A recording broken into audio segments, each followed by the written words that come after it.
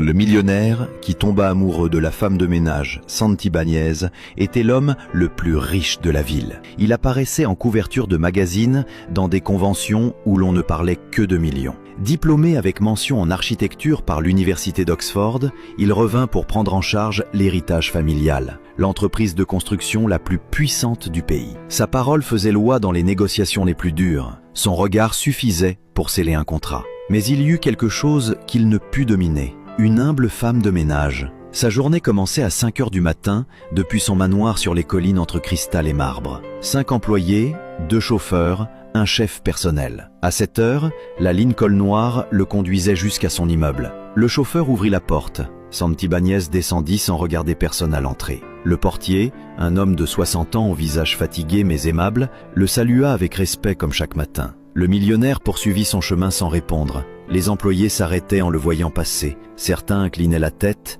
d'autres feignaient des sourires lui avançaient d'un pas ferme. Il monta dans l'ascenseur, étage 68. Au fond, une femme nettoyait les vitres.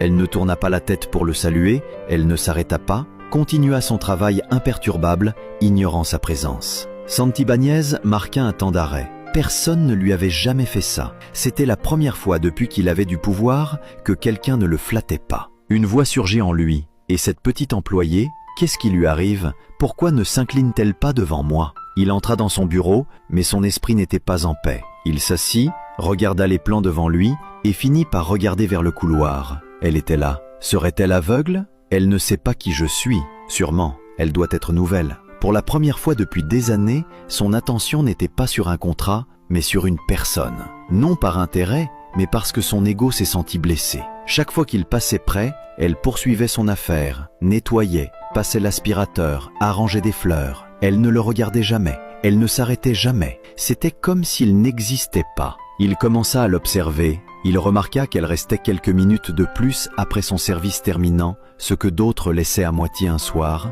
avant de la voir sortir. Il appela son chauffeur. La femme de ménage, ramène-la chez elle. La voiture l'attendait dehors. Le chauffeur s'approcha avec respect. Mademoiselle, Monsieur Santibáñez m'a demandé de vous raccompagner. Teresa le regarda surprise.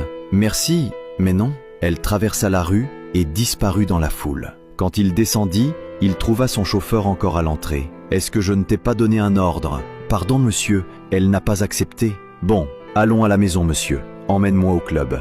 Il dîna avec des amis, il entendit des rires, toasts, musique, mais il ne profita de rien. Son esprit restait prisonnier d'une image, la femme de ménage qu'il avait ignorée. Elle est humble, elle est pauvre. Ses vêtements simples montrent clairement qu'elle n'a aucune classe.